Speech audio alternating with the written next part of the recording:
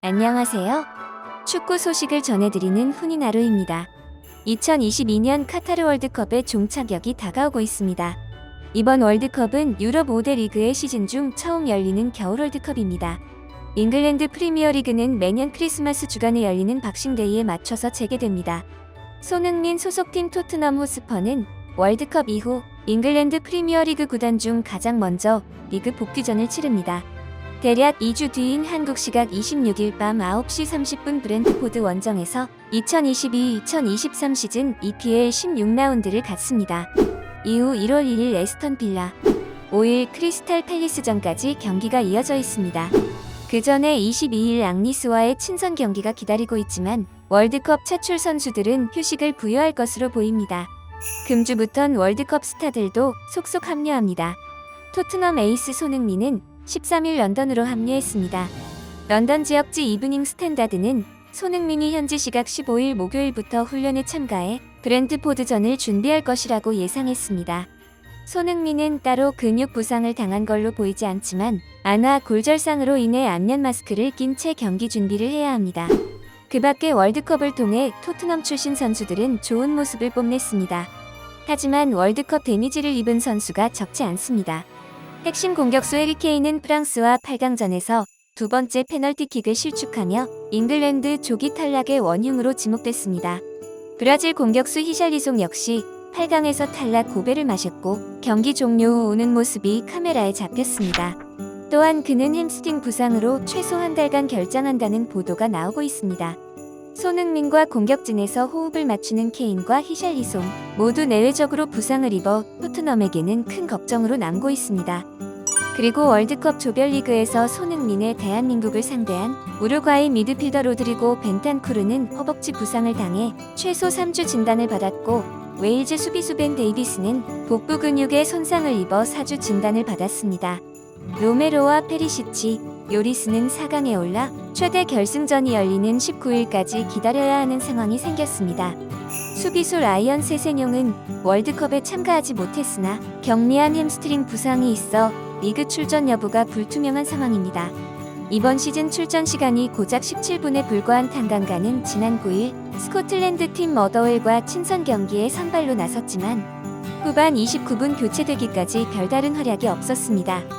이에 풋볼 런던은 겨울 이적 시장을 통해 탄강가와 토트넘은 양측 모두에게 도움이 되는 최선의 해결책을 찾아야 한다며 평가했습니다. 탄강가와 더불어 부족한 수비력으로 상대팀의 공략 대상이 되었던 에메르송 로얄 역시 이적설이 나왔습니다. 영국 풋볼 런던은 27일 이탈리아의 인터밀란이 에메르송 영입에 관심을 갖고 있다. 안토니오 콘테 감독은 에메르송의 이적을 막지 않는다는 입장이다라고 전했습니다. 토트넘은 이런 악재에 콘테 감독을 붙잡아 내실을 먼저 다질 생각입니다. 디 애슬레틱은 12일 토트넘은 이번 주 콘테 감독과 새로운 재계약을 두고 대화를 나눌 준비를 마쳤다라고 보도했습니다. 매체는 토트넘은 지난 10월 콘테 감독과 재계약 논의를 시작했고 그가 장기 계약을 맺을 것이라고 확신했다고 밝혔습니다. 이번 회담에서 양측은 신규 계약 가능성, 급여, 계약 기간 및 잠재적 중단 조항뿐만 아니라 1월 이적 시장에 관한 토트넘의 야망과 계획이 테이블에 오를 것입니다. 콘테 감독은 토트넘이 자신과 같은 야망을 지녔는지 확인하고 싶어 하고 있습니다. 이에 맞춰 토트넘이 1월 영입할 선수들도 점점 수면 위로 떠오르고 있습니다. 독일 매체 빌트는 토트넘이 1월에 프랑크푸르트 카마다 영입을 검토하고 있다라고 전했습니다. 지난 시즌에는 공식전 46경기 9골 3도움을 기록했으며 이번 시즌에는 더 좋은 활약을 펼치고 있습니다. 또한 월드컵 일본 대표팀에 차출돼 16강 크로아티아전까지 4경기 모두 선발 출전에 준수한 모습을 보였습니다. 토트넘은 이적 시장이 열리기도 전에 그를 자유계약으로 영입해 1,800만 파운드에서 2,000만 파운드를 절약할 계획인 것으로 알려졌습니다. 앤서니 고든 역시 여전히 토트넘의 관심을 받고 있습니다. 고든은 차세대 잉글랜드 공격수입니다. 빠른 발을 바탕으로 시도하는 돌파가 일품이며 상대 수비를 벗겨내는 기술 또한 갖추고 있습니다. 고든은 이번 여름에 토트넘과 이적설이 있었습니다.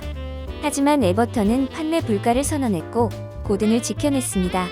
지난 시즌에 비해 활약이 부족해진 고든은 에버턴도 매각 타이밍을 고민하고 있는 것으로 보입니다. 월드컵에서 한국의 비수를 꽂았던 가나의 모하메드 쿠두스도 토트넘 후스퍼 이적설이 제기됐습니다. 많은 빅클럽들이 그를 노리고 있습니다. 글로벌 매체 90MIN에 따르면 토트넘 후스퍼의 목표였던 쿠두스 영입 전에 아스날과 뉴캐슬이 참전했다. 아약스는 토트넘의 쿠두스와의 장기 계약의 대가로 4천만 파운드를 요청했다고 전했습니다.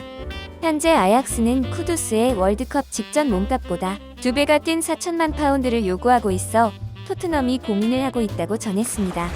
토트넘은 월드컵 기간 전에 손흥민의 부상과 다른 선수의 부상으로 많은 승점을 얻지 못했습니다. 그로 인해 2위에서 4위로 내려앉았죠. 짧은 시간이었지만 쉬는 기간이 어떻게 작용할지 박싱데이를 지켜봐야겠습니다. 오늘 전해드릴 소식은 여기까지입니다. 구독과 좋아요는 많은 힘이 됩니다. 시청해주셔서 감사합니다. 다음에도 축구 소식으로 찾아뵙겠습니다.